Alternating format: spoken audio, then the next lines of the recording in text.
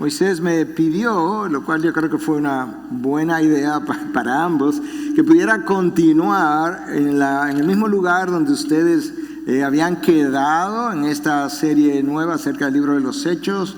De manera que eso es lo que voy a hacer. Yo voy a estar expandiendo o exponiendo el texto que se leyó del versículo 12 al 26 del capítulo 1 del libro de los Hechos. Y si recuerdan algunas de las cosas que ya vieron anterior a este pasaje, Jesús había resucitado y había estado visitando a sus discípulos por 40 días de manera intermitente. No pasó los 40 días continuamente con ellos. Era como una forma de irlos acostumbrando, diría yo, a su ausencia, porque él pudo estar los 40 días con ellos todo el día como había estado anteriormente, pero no lo hizo así, sino que él se aparecía, pasaba un rato, enseñaba algunas cosas, se desaparecía, volvía en otra ocasión por 40 días. Y por 40 días le habló de una sola cosa, dice el texto de los Hechos, del reino de Dios. No nos dice qué él les dijo, pero nos dice de qué le habló, y le habló simplemente del reino de Dios.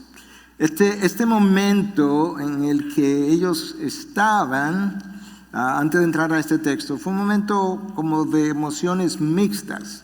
Imagínate que tienes un amigo entrañable con quien pasaste 3 años comiendo juntos, quizás durmiendo en ocasiones juntos en dificultades, en tormentas, en un monte de la transfiguración, que ustedes mismos, lo que es parte de lo que estaban ahí, la lista que se leyó, habían traicionado, pensaron que todo se había perdido. Pedro pensó que jamás tendría un chance y que 3 días después él vuelve a la vida, resucitó y ahora está contigo por 40 días y al final de estos 40 días él le dice, yo me voy. Y esta vez yo me voy no por 3 días y no voy a estar apareciéndome intermitentemente ya, yo me voy para siempre. Debió haber sido un encuentro muy emotivo, muy emocional, el Cristo resucitado despidiéndose. Ya no sé qué hubiese pasado si yo hubiese estado ahí, pero yo traté de ponerme aún anoche en los zapatos de estos hombres y pensé que probablemente mis lágrimas no pararían. Yo lo abandoné, yo lo traicioné o yo lo negué. Y ahora que está aquí con nosotros, ahora se me va para siempre. Cada vez que yo tenía una duda le podía preguntar, él tenía la respuesta, pero ahora él no va a estar así, yo no voy a poder tocar y preguntarle si qué hacemos. Y la pregunta es, ¿y ahora qué? Ese no es exactamente el título de mi mensaje, pero me lleva al título de mi mensaje y es, ¿y entonces cómo viviremos? Ahora que el maestro se fue, ahora que nos dijo todo lo que nos dijo por 40 días acerca del reino de Dios, ¿y ahora qué vamos a hacer? Ahora, ¿qué será mañana cuando nos levantemos? ¿Cómo vamos a iniciar esta campaña de evangelización que se supone que llega hasta los confines de la tierra? Y yo creo que muchos de nosotros entendemos el concepto teológico de la resurrección.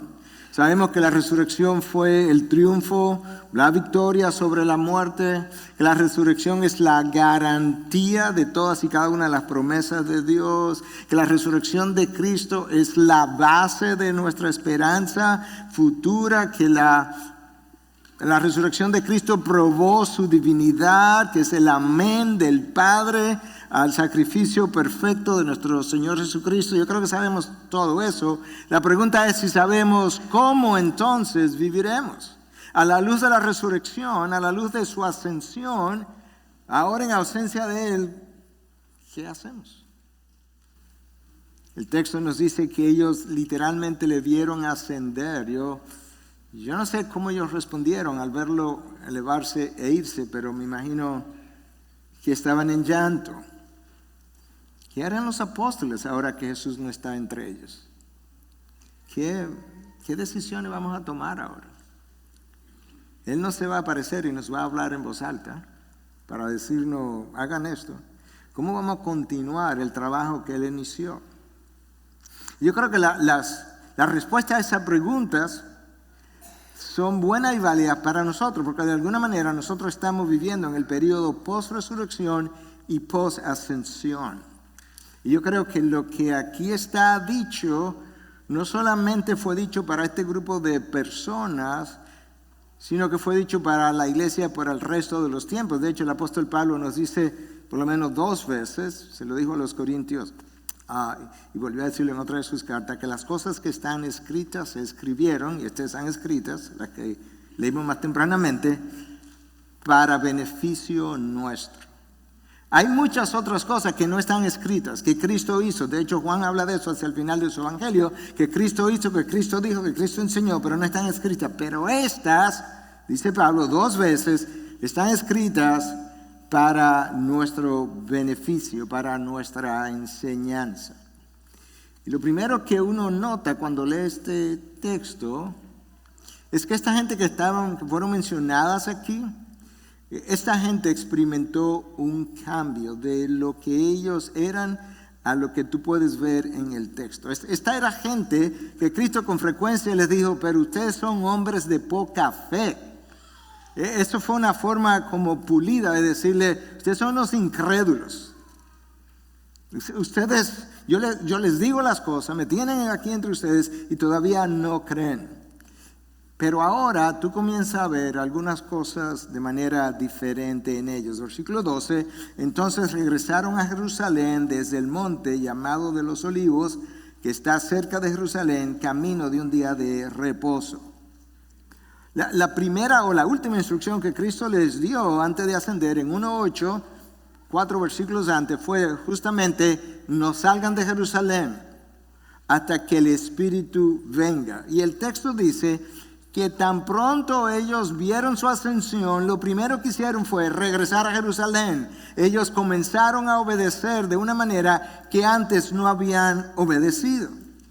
La inclinación anterior a la resurrección, la tendencia natural era a no creer o a desanimarse. Anteriormente se hubiesen desanimado con la desaparición del Mesías o no haber esperado en Jerusalén. Cada cual se va para su casa. Recuerda, esto eran gente de Galilea. Galilea era la provincia que estaba en el norte. Jerusalén estaba en Judea, aquí en el sur. Pero el maestro dijo, váyanse a Jerusalén y esperen ahí. Y el texto dice que ellos inmediatamente que él ascendió, se fueron a Jerusalén. La resurrección los cambió. Y lo primero que hicieron fue que regresaron a Jerusalén tal cual el maestro les instruyó. El fruto de la obediencia es la primera diferencia que encontramos en estos discípulos, porque ellos no fueron muy obedientes. Horas antes de su crucifixión, Cristo le dijo, velar y orar 3 veces, y se durmieron las 3 veces. De manera que esto no era gente muy obediente. Jesús había triunfado sobre el pecado el viernes, sobre la muerte el domingo. Ahora ya no tenían excusa para continuar con su incredulidad o su flojera, diríamos nosotros, y con su vida de pecado, anterior de pecado tampoco, pero ellos no tenían la excusa y nosotros tampoco. Porque cuando Cristo fue a la cruz, fue tratado vilmente, cruelmente, como ningún otro, precisamente por mi pecado, de manera que eso debiera ser un incentivo para yo vivir una vida de santidad, porque lo que ahí pasó en ese madero cruzado tenía que haberme pasado a mí y no me pasó, de manera que ese debiera ser un incentivo para yo honrar eso. Pero ahora no solamente yo tengo ese incentivo, ahora yo voy a tener pronto, como Cristo prometió, aunque no había llegado todavía, poder de lo alto para poder obedecer y honrar la cruz. Ya no habría excusa. Nuestra desobediencia, al igual que en el caso de los apóstoles, era un reflejo de su incredulidad. El poder que resucitó a Cristo de entre los muertos, nos dice Pablo, estaba a punto de llegar, y cuando descendiera, ese sería el momento de ellos comenzar a hacer la gran comisión, de manera que todavía no podían. Pero Jesús tenía una esperanza de que los eventos que habían transcurrido resultarían en un cambio en ellos. Entonces, ante la pregunta de entonces, ¿cómo viviremos? La primera respuesta que pudiéramos dar es, debemos cultivar una vida de fe y de obediencia. Número 1, debiéramos cultivar una vida de fe y de obediencia. Espera en Jerusalén, nos vamos a Jerusalén. Pero que yo vivo en Galilea. El maestro dijo que era en Jerusalén el lugar de espera. No más incredulidad y desobediencia a sus mandatos. Estaban esperando en Jerusalén en obediencia a sus instrucciones. El día que apresaron al Señor, todos ellos se dispersaron, cada cual por su lugar.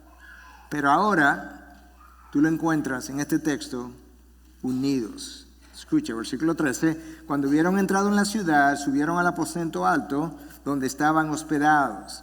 Probablemente el mismo aposento donde ellos habían pasado la última noche con el Señor. Y allí estaban hospedados ¿quién? Pedro, Juan, Jacobo, Andrés, Felipe, Tomás, Bartolomé, Mateo, Jacobo, hijo de Alfeo, Simón el celote y Judas, hijo de Jacobo.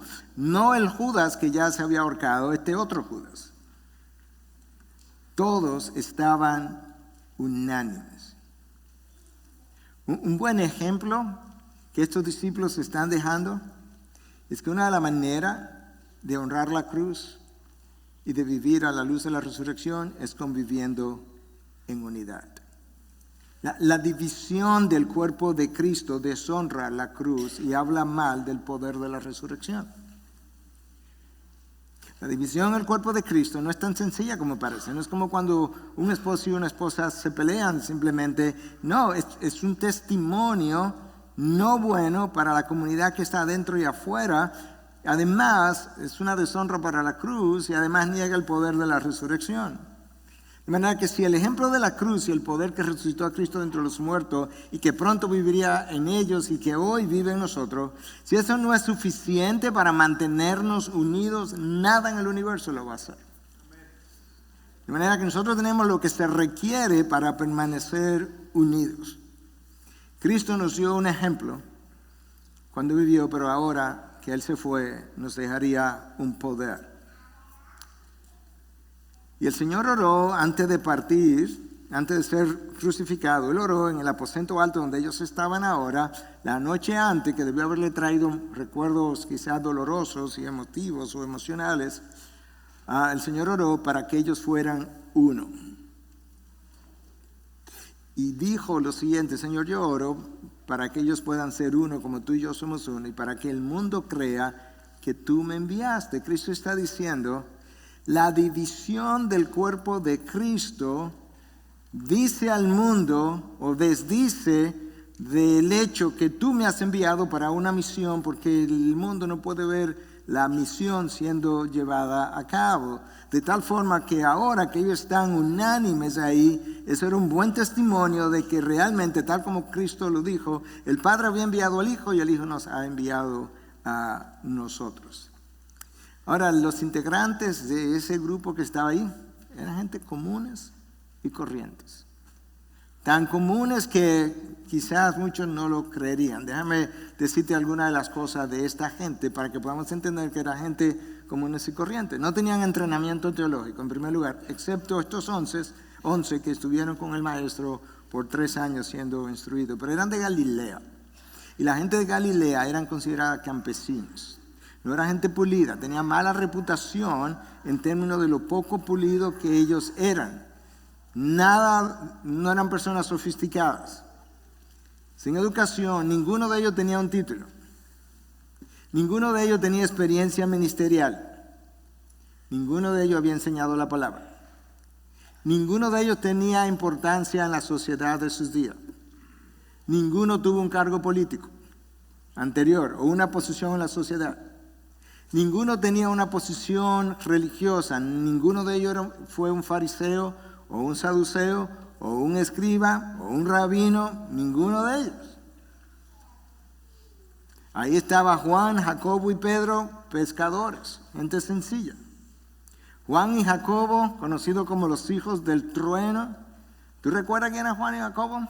Juan y Jacobo tenían un sobrenombre de hijos del trueno. No era por buena gente o porque era gente de valor. No, esta era gente que cuando llegaron a Samaria en un momento dado con el Señor y en esta villa no lo querían recibir, ellos le dijeron al Señor: Señor, ¿tú quieres que hagamos llover?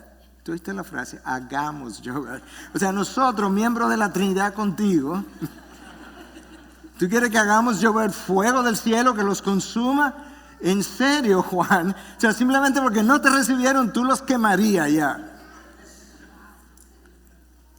Ellos estaban ahí en el aposento. Estos eran 2 apóstoles. Mateo, recaudador de impuestos. No había un recaudador de impuestos que no tuviera mala fama en esa época. No sé hoy. Tomás, un escéptico, de que yo no vea a Cristo. Es más, no solamente tengo que verlo, que me enseñe las llagas para yo creer. Y Simón el Celote, miembro de una banda de rebeldes que se rebeló contra Roma porque no querían pagar impuestos.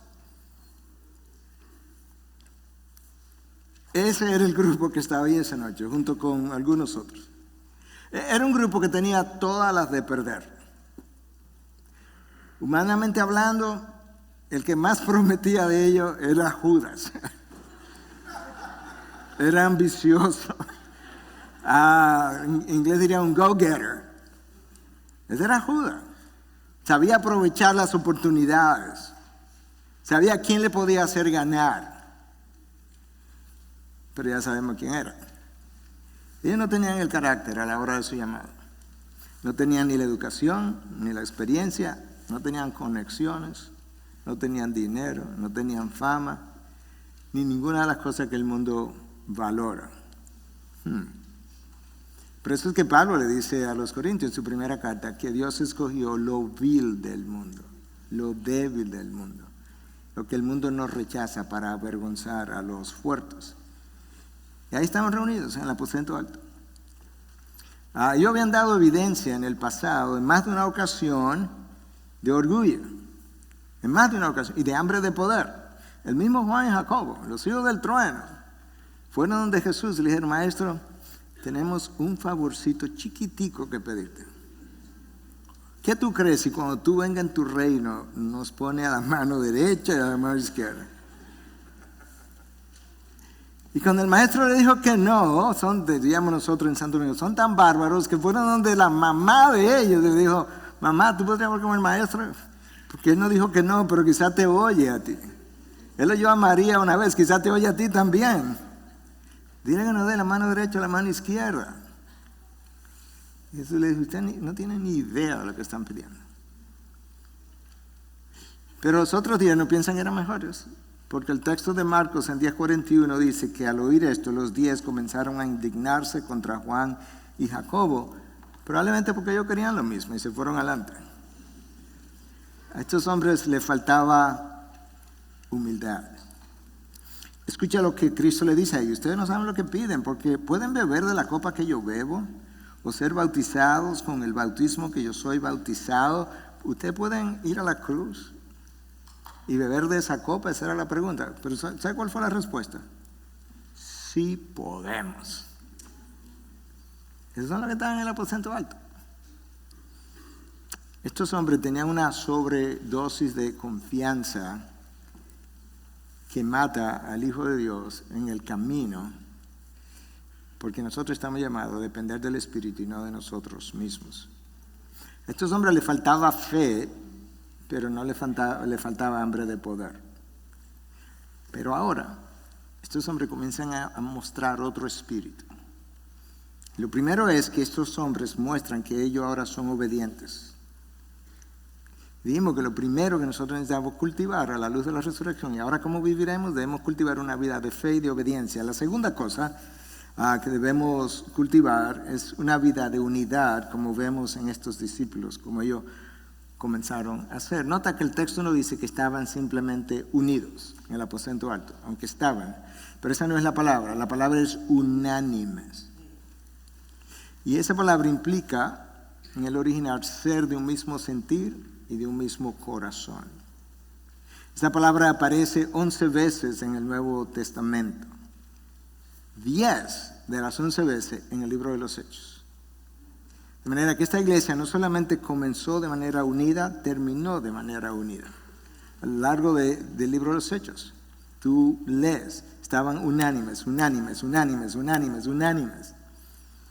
El cuerpo pastoral de nuestra iglesia tiene por creencia y costumbre ya de que todas nuestras decisiones son tomadas de manera unánime. Y cuando no estamos unánimes por H y por R, volvemos a orar, volvemos a hablar, volvemos a pedirle al Espíritu de Dios que nos lleve a todos en una misma página, entendiendo que esa es una de las formas de encontrar la voluntad de Dios, porque el Espíritu de Dios que está morando en cada uno de nosotros no puede dirigirnos en dos direcciones diferentes y nosotros pensar que todos estamos bien.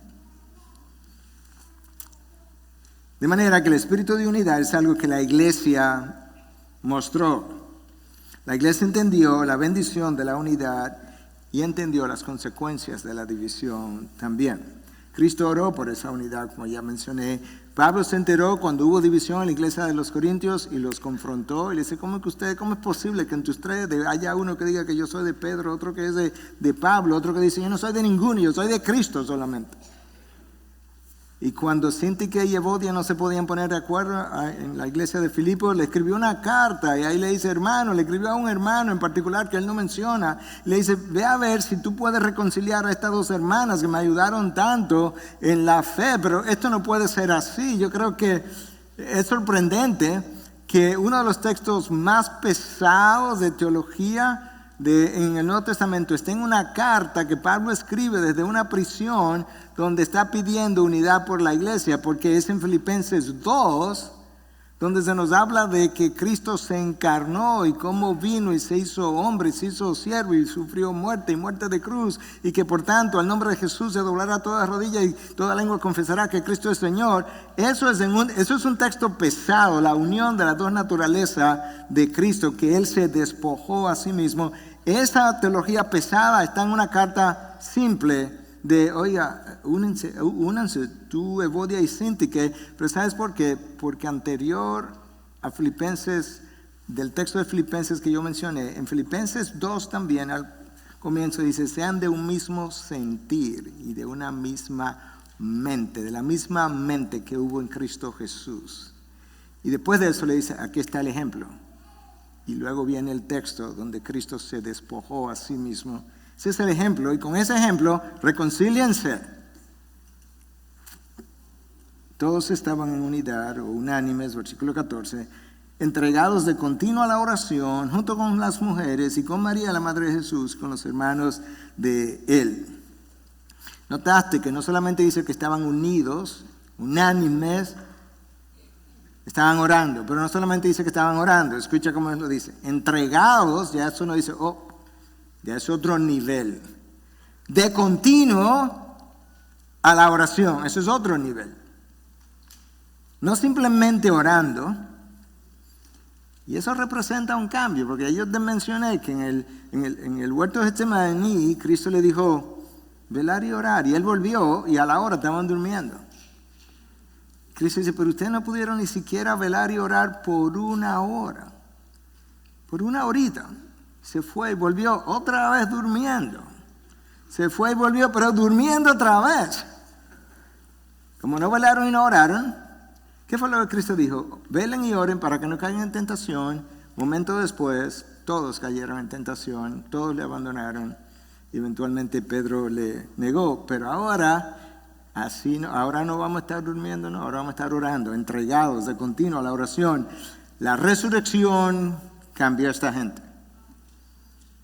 Y la resurrección tiene que cambiarnos a nosotros. La realidad de la resurrección. La resurrección de Cristo no es simplemente un concepto teológico, es una realidad que debe cambiar a los hijos de Dios. Porque el poder que los resucitó, Pablo nos dice en Romanos 8, ¿qué fue lo que resucitó a Cristo entre los muertos? El Espíritu de Dios. Y él dice que ese poder ahora reside en ti. El mismo poder que lo levantó de los muertos es el poder que Dios ha puesto en ti y en mí.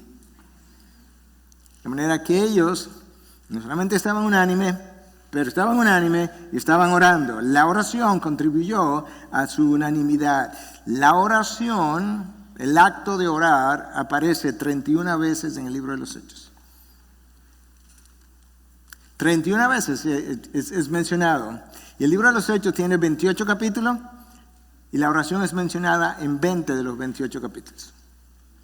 O sea que esta iglesia no solamente comenzó orando, siguió orando.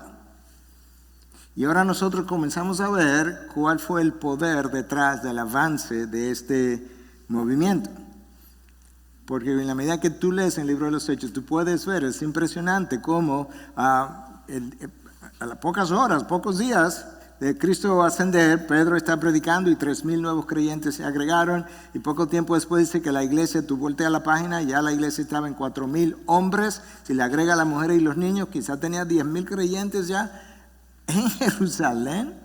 Eso es impresionante, ese número. Y luego prontamente tú sabes que el evangelismo se esparció y había un avivamiento en Samaria y Samaria se llenó de gozo. Los discípulos llenaron a Jerusalén con la enseñanza de los apóstoles. Esa fue la acusación que trajeron. Y luego llegó a Efesio, y en Efesio la gente comenzó a quemar todos sus libros de ocultismo y todo lo demás. Y una revolución entera comenzó a ocurrir.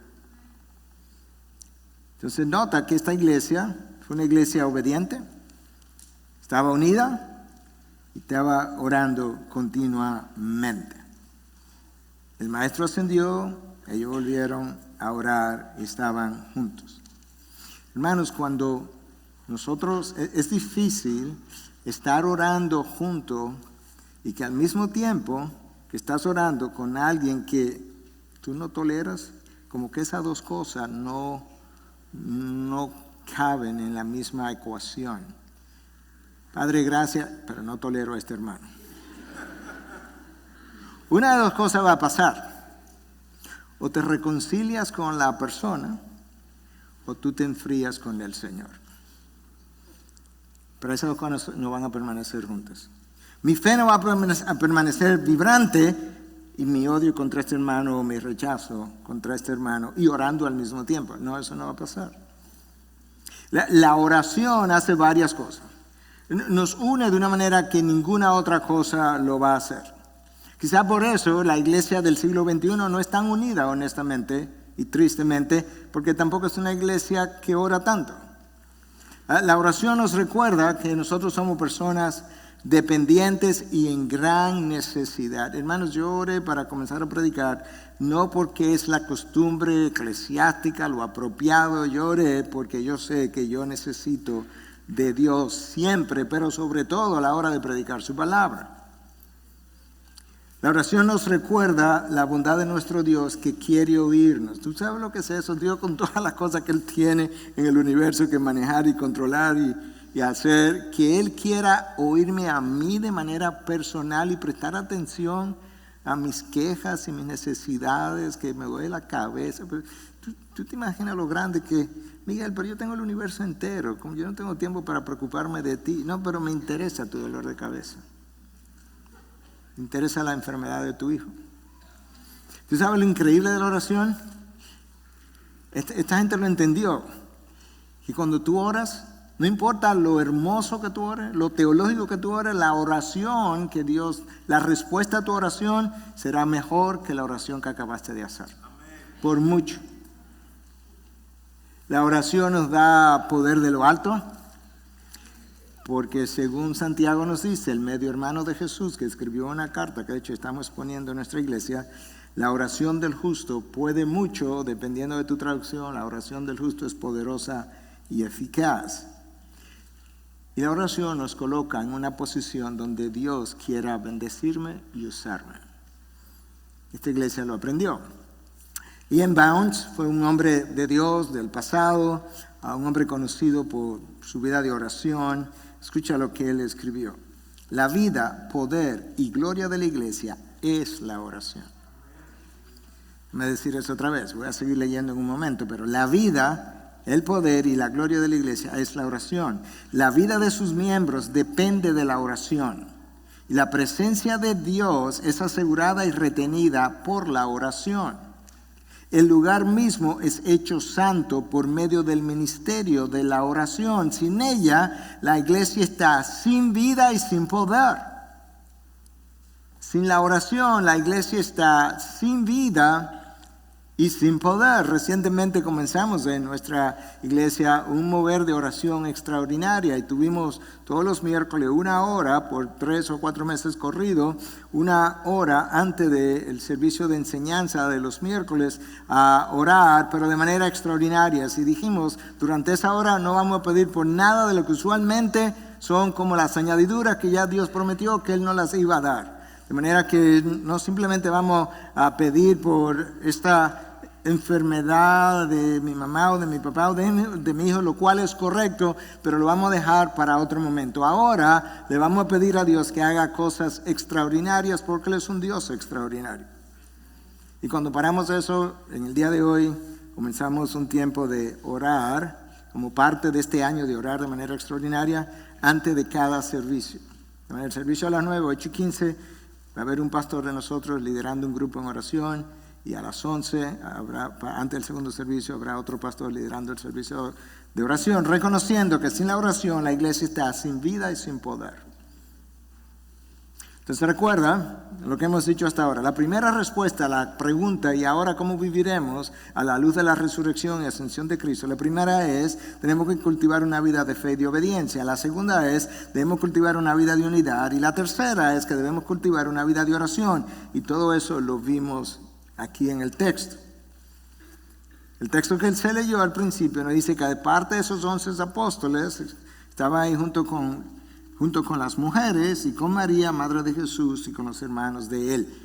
Aquí hay gente que no creyó en Jesús. Juan nos dice que los hermanos de Jesús no solamente que no creían en él, que en un momento fueron a buscarlo con María porque pensaron que había perdido la cabeza. Los hermanos de Jesús pensaron que él se volvió loco. Pero ahora están en el aposento alto con María, su madre, que dicho sea de paso, de aquí en adelante María no vuelve a aparecer. Es la última vez que María es mencionada con los hermanos de Jesús. Pero los hermanos de Jesús fueron cambiados también por la muerte y la resurrección de Cristo. Y entonces, ¿cómo viviremos? Bueno, tú puedes ver ahora a los hermanos de Jesús, que ellos, ¿cómo vamos a vivir de aquí en adelante? Es posible que entre esos 120 hombres o personas más bien, que también estuviera María Magdalena, María la madre de Jacobo y Salomé. Decimos eso porque ellas estuvieron al pie de la cruz y sería muy difícil que esas 3 mujeres que estuvieron al pie de la cruz jugándose su propia vida porque la podían juzgar posteriormente, no estuvieran aquí en el aposento alto orando. Y también es posible que Nicodemo y José de Arimatea, que fueron las 2 personas que también se jugaron su reputación y le dieron sepultura al cuerpo de Cristo, es posible que hubiesen estado en el aposento alto. Y Nicodemo era parte del Sanedrín, ¿no? Dice el Evangelio, o uno de los Evangelios. Escucha lo que el texto, quizá hay algunas personas que Cristo sanó. Escucha lo que dice el texto del versículo 15 al 17. Por aquel tiempo Pedro se puso de pie en medio de los hombres, un grupo como de 120 personas estaba reunido allí y dijo: hermanos, recuerda, 120 personas, pero cuando Pedro predica hay 3,000 creyentes. Y dijo: hermanos, tenía que cumplirse la escritura en que por boca de David el Espíritu Santo predijo acerca de Judas, el que se hizo guía de los que prendieron a Jesús, porque era contado entre nosotros y recibió parte en este ministerio. Pedro está diciendo: hermanos, Judas murió, Judas traicionó a Jesús, pero que no se nos olvide que las escrituras habían predicho tal cosa. Hermanos, tenía que cumplirse la escritura en que por boca de David, o sea, David habló de esto, el Espíritu Santo predijo acerca de Judas. Esta gente aprendió a escudriñar las escrituras, porque Pedro no simplemente se levanta y dice: hermanos, sepamos que Judas se ahorcó porque era el traidor. No, él dice: hermanos, sepamos que Judas, de acuerdo a las escrituras, ellos estaban comenzando a aprender a escudriñar las escrituras y a confiar en las escrituras. De hecho, cuando Jesús se le aparece a los discípulos, recuerda, camino a Emaús, ahí van 2 discípulos camino a esta villa llamada Emaús y Cristo se le aparece de repente. Y se ponen a conversar con ellos, como que eso fue post-resurrección. Se ponen a conversar con ellos, como que él no sabía lo que había pasado. Y entonces él le pregunta que de qué estaban hablando y ellos le dicen a Jesús: ¿tú eres el único que no sabe lo que ha pasado últimamente? No, yo soy el único que sabe lo que pasó porque fue a mí que me pasó. Pero ¿sabe qué es lo curioso? que Cristo los reprende, no solamente por ser tardo de corazón, sino por no haber entendido las Escrituras. Cristo le dice a estos dos discípulos post resurrección, pero que ustedes debían haber sabido por las Escrituras que esto iba a pasar. Y comenzando, dice Lucas 24, versículo 27, por Moisés y continuando con todos los profetas, les explicó lo referente a él en todas las Escrituras. De manera que estos hombres que están ahora, estas personas que están en el aposento alto, y Pedro como líder, nos está dejando ver, no, nosotros ya aprendimos la lección, tiene que consultar las Escrituras. Las Escrituras afirman, por medio de David, el Espíritu Santo habló y dijo que esto tenía que pasarle a Judas. Y Cristo, cuando se le apareció a los discípulos camino a Emaús, pudo haberle dicho, déjame contarte dónde yo estuve entre el viernes en la noche y el domingo en la mañana. Déjame contarte cosas que nadie ha sabido, pero yo te voy a contar ahora cosas impresionantes. Pero ¿sabes qué? No, con las mismas Escrituras que siempre hemos creído que son suficientes, les abrió las Escrituras y es increíble porque cuando Cristo estuvo ministrando por 13 años, lo que hizo fue que les habló continuamente. Cuando hablaba de él, habló de cosas presentes que no se habían revelado, pero siempre se refirió al pasado y se refirió a las Escrituras. Cuando fue a la cruz, en la cruz citó uno de los salmos. Y luego de la resurrección, cuando él se aparece, vuelve a hablarle de las Escrituras. Las Escrituras deben gobernar nuestras vidas o nosotros nos gobernamos a nosotros mismos. Esta gente acababa de comenzar a aprender que tiene que analizar la vida y las experiencias a la luz de las Escrituras. ¿Y cómo debiéramos vivir entonces a la luz de la muerte y resurrección de Cristo? Vuelvo y repito, número 1, una vida de obediencia. Eso es lo que tenemos que cultivar, una vida de obediencia, una vida de unidad, una vida de oración y una vida de la palabra. Una vida de la palabra. Judas fue el traidor, según las Escrituras. Las Escrituras tenían que cumplirse. Tenemos que seguir confiando en ella. Mientras mayor es nuestra confianza en la palabra, mayor será nuestra obediencia. Nosotros no obedecemos frecuentemente porque ignoramos la palabra, porque desconocíamos la palabra, porque no le damos tanta importancia a la palabra, porque no hemos visto las implicaciones de la palabra. Pero mientras más yo conozco la palabra y confío en la palabra, mayor será mi vida de obediencia. Nota que ahora, como están anclados en que las Escrituras decían esto, ahora no se desanimaron. Mi desánimo frecuentemente tiene que ver en que no he anclado mi vida en las Escrituras. Sino que Pedro dijo, no, él tuvo parte en este ministerio. O sea, nosotros sabemos que él. ¿Se recuerda cuando fueron de 2 en 2? En uno de esos pares a ministrar iba Judas. Pudieron haberse desanimado, pudieron haber abandonado la carrera. Imagínate si Judas, que estuvo entre nosotros, que recibió información de parte del Mesías, que llegó a ministrar en uno de esos pares que se fue, nos ha causado esta decepción. No vale la pena. No vale la pena trabajar con gente. El problema es que si tú no quieres ser decepcionado, tienes que morirte primero. Porque de este lado de la gloria, Adán decepcionó a la raza entera, y David decepcionó a todo Israel, y Pedro decepcionó al Señor, pudiéramos decir, en el sentido figurado, porque Cristo sabía de antemano, pero vamos a decir que lo decepcionó. Entonces, ¿qué? Quizá mañana se pueda decir de ti o de mí. Puede ser. Quiera Dios que no sea. Pero recuerda que el anuncio de Judas fue traído de una manera especial. Porque Cristo, cuando lo anunció, no dijo, y Judas está aquí, el que me va a traicionar. Nota cómo él lo hizo. Uno de ustedes me va a traicionar. Silencio. En el aposento alto yo creo que se podía oír, como dice en inglés, un pin drop, la caída de un alfiler. ¿Qué? ¿Y tú sabes lo que pasó ahora? ¿Seré yo maestra? ¿Seré yo maestro? Derek Thomas, yo creo que muy insightfully, muy astutamente, nos dice que probablemente ese ejercicio fue hecho de esa manera para que cada uno fuera confrontado con la realidad. Tú podrías ser. No te creas que tú eres tan mejor. La única razón por la que tú no eres es porque Dios te ha dado la gracia de que no lo seas. Pero como que la Escritura comenzó a ocupar un rol central en la vida de estos hombres. Porque al hablarse de Judas, no simplemente se menciona lo que le pasó, sino que se recuerda que esto fue anunciado en los Salmos. Versículo 20 del texto que se leyó, pues en el libro de los Salmos está escrito que sea hecha desierta su morada y no haya quien habite en ella. Eso es una referencia al Salmo 69, 25. Es un salmo escrito por David, es un salmo de clamor y es un salmo de confianza en Dios. Esto está pasando, pero confíen en Dios.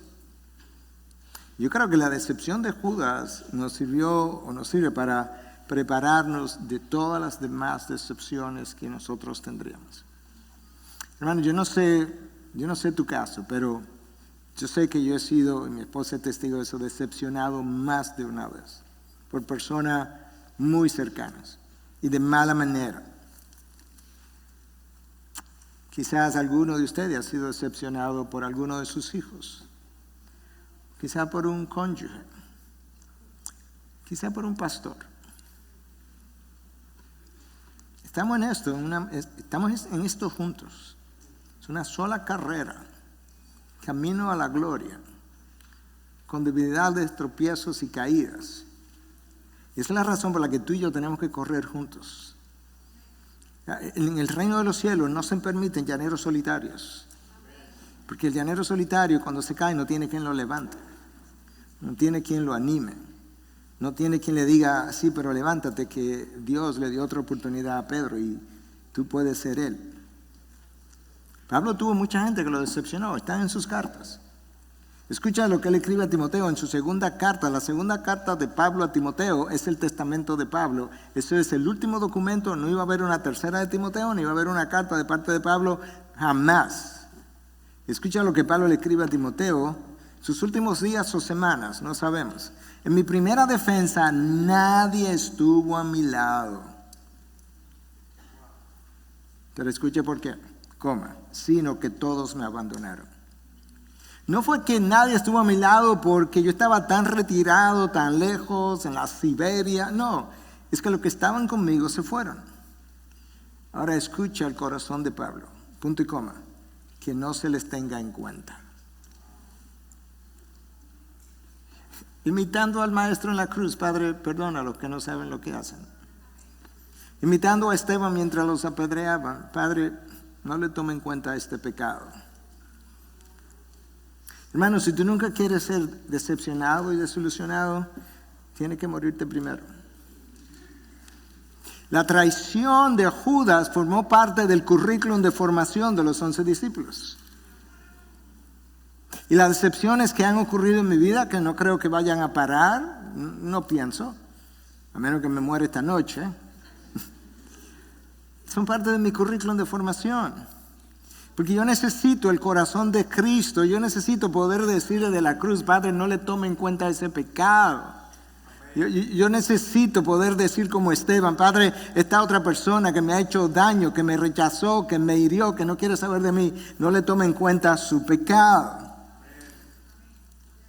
Tanto la muerte de Cristo como la traición de Judas formaron parte del plan predeterminado de Dios y los que me han decepcionado a mí también.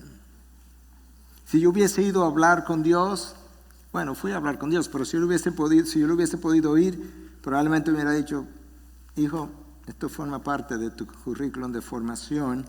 Tú me has pedido 1000 veces que te haga conforme a mi imagen, simplemente estoy respondiendo tu oración. La traición de Judas no hizo que ellos dejaran de confiar en personas, como la traición de aquellos que me han decepcionado no han hecho que yo deje de confiar en personas. Claro que no, eso es como es.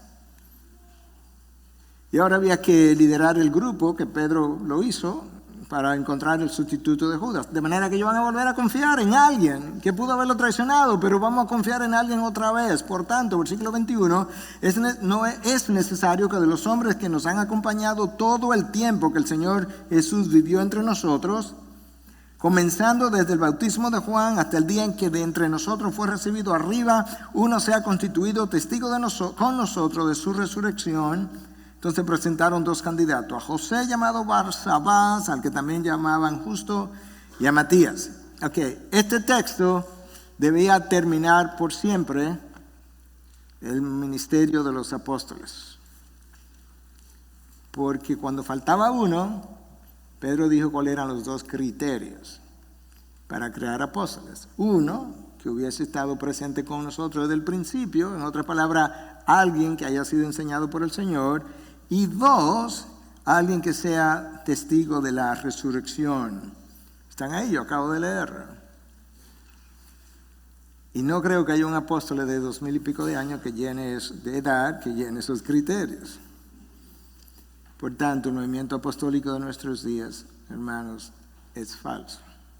No es real. Volviendo al texto, no se desanimaron. Hermanos, si la traición del hombre nos paraliza, la resurrección de Cristo nos moviliza. O sea, tú tienes un contrapeso. Si la traición de alguien te paraliza, tú tienes la resurrección y poder de la resurrección dentro de ti para movilizarte. Nuestras experiencias humanas negativas, desde la traición a la persecución, no pudieron detener a los discípulos y no deben detener mi vida, mi crecimiento y mi ministerio, porque yo tengo poder de lo alto para llevar a cabo el propósito para el cual Dios me eligió.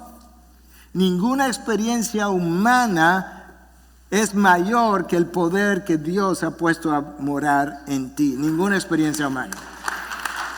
Todas palidecen. Y este grupo está dando testimonio de eso. Este grupo entendió el cumplimiento de las Escrituras, de manera que presentaron a José, llamado Barsabás, y a Matías. Entonces recuerda, ¿cuál es la pregunta? Y entonces, ¿cómo viviremos? ¿Cuáles son las respuestas? Número 1, vamos a cultivar una vida de fe y de obediencia, una vida de unidad, una vida de oración, una vida de la palabra. En quinto lugar, una vida de dependencia del Espíritu de Dios y en la providencia de Dios. ¿Dónde yo veo eso en el texto? Versículo 24. Y habiendo orado, dijeron, tú, Señor, no nosotros, que conoces el corazón de todos, muéstranos a cuál de estos dos has escogido para ocupar este ministerio de apostolado. Ya no era cuestión de yo quiero la mano derecha, yo quiero la mano izquierda, yo quiero lo que yo quiero, dame lo mío, nada de eso, Señor. No, vamos a orar. Y después que oraron, en la oración le dijeron, Señor, nosotros queremos tu voluntad. Aquí hay dos hombres que llenan los requisitos, dinos. Y en ese momento ellos usaron algo que tú lo ves aquí y no lo vuelves a ver en todo el Nuevo Testamento, porque era común en el Antiguo Testamento, como no estaba Cristo ahí con ellos, era común que usaran algo que es conocido como el Urim y el Turim, que eran dos piedras preciosas que el sumo sacerdote llevaba en su pectoral y que de alguna manera Dios usó. ¿Cuándo? Anterior a la resurrección, anterior a la venida del Espíritu, anterior a que el canon hubiese completado, Dios usó para ayudarles a tomar decisiones. Y en este caso usaron el Urim y el Turim, y de alguna manera que nosotros no conocemos porque no está descrito, pero para que te lo puedas imaginar, ¿okay? Es una imaginación, yo no sé cómo lucían, nadie sabe cómo lucían, pero imagina, eran dos piedras preciosas. Imagínate que una tuviera un sí por un lado y un no por el otro. Es una ilustración. Ok, lo vamos a tirar. Y si sale sí, esa es la voluntad de Dios. Algo así. Pero tú no vuelves a oír eso, ni nada parecido en todo el Nuevo Testamento. Porque esa no es la manera como encontramos la voluntad de Dios. Pero eso fue lo que hicieron. Lo que sí queda claro es que esta gente no quería su voluntad, sino que fuera Dios quien eligiera. Echaron suertes, versículo 26. Y la suerte cayó sobre Matías. De nuevo, no había descenso del Espíritu todavía, el canon no estaba completado, y la resurrección no había ocurrido. Y no tenían el Espíritu dentro de todos ellos todavía. Entonces, ellos no quisieron elegirlo. Elegir un sustituto es el cumplimiento de otras escrituras. Salmo 109:8, escrito por David, es un salmo de reivindicación y de venganza. En ese salmo está el hecho de este sustituto. Ellos aprendieron de la oración de Cristo en Getsemaní, cuando dijo que se haga tu voluntad y no la mía. Ellos tenían ese recuerdo. Porque ahora ellos le están diciendo a Dios, en esta elección hay dos, pero aún de esos dos queremos que tú los elijas. Pedro en un momento dado insistió en hacer su voluntad, pero no ahora. Ellos aprendieron que nuestras decisiones, mis decisiones, tus decisiones, son falibles, son pecaminosas en el sentido de que somos hombres y mujeres pecaminosas. Son egoístas, no sabias y tienen intereses. Esa es la realidad, hermano. Por eso es que le decía, como iglesia, nosotros queremos un cuerpo pastoral en unanimidad, para que Dios nos guíe. Ya no hay, siéntame a mano derecha, siéntame a mano izquierda. No, esta gente estaban unánimes, dedicados a la oración, estaban escudriñando las Escrituras y ahora estaban dependiendo del Espíritu de Dios. Y eso es como debiéramos vivir. Y ese es como el fin de las respuestas a la pregunta. Y entonces, ¿cómo viviremos? A la luz de la resurrección, ¿cómo vamos a vivir? Recuerda, vas a cultivar una vida de obediencia. Va a hacer todo lo posible por cultivar la unidad. Efesios 4, esforzándoos por preservar la unidad del Espíritu. Dios nos unió. Cuando nos dividimos, nosotros creamos eso. Pablo nos dice en Efesios 4 que nos esforcemos, eso implica que voy a tener que tolerar cosas, que nos esforcemos por preservar la unidad del Espíritu. Entonces vamos a cultivar una vida de obediencia, una vida de unidad, una vida de oración continua, una vida en la palabra y una vida de dependencia del Espíritu y la providencia de Dios. Y eso nos va a permitir hacer, y con esto ya cierro, esto nos va a permitir hacer lo que Pedro nos dice años después. O sea, muchos años después, cuando Pedro ha adquirido experiencia, está escribiendo una de sus cartas. En este caso, la segunda carta. Y yo no sé qué estaba en su mente, pero él nos está recordando que nosotros vivimos en un tiempo que es ahora, el reino de los cielos es ahora, pero no todavía. O sea, hay un tiempo de cuando eso va a llegar a su final. Y ya, cuando eso ocurra, todas estas cosas de alrededor van a perecer. Y Pedro nos dice entonces cómo vas a vivir o cómo debes vivir. Escucha, 2 de Pedro 3, del 11 al 13. Puesto que todas estas cosas han de ser destruidas de esta manera, ¿qué clase de persona no debéis ser vosotros, como Pedro, en santa conducta y en piedad?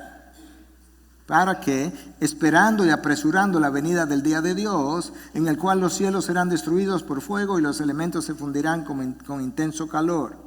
Pero, según su promesa, nosotros esperamos nuevos cielos y nueva tierra en los cuales mora la justicia. ¿Cómo yo cultivo esa vida en santa piedad y obediencia de la cual me habló Pedro?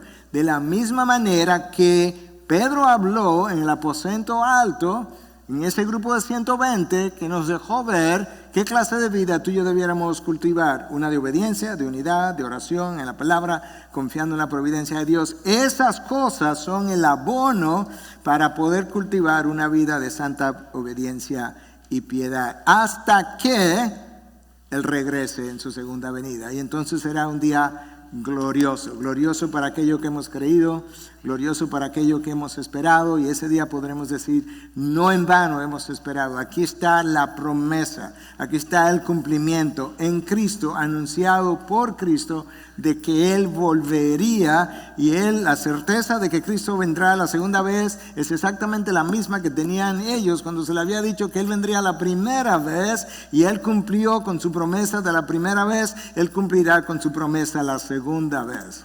Mientras tanto tenemos como esperar.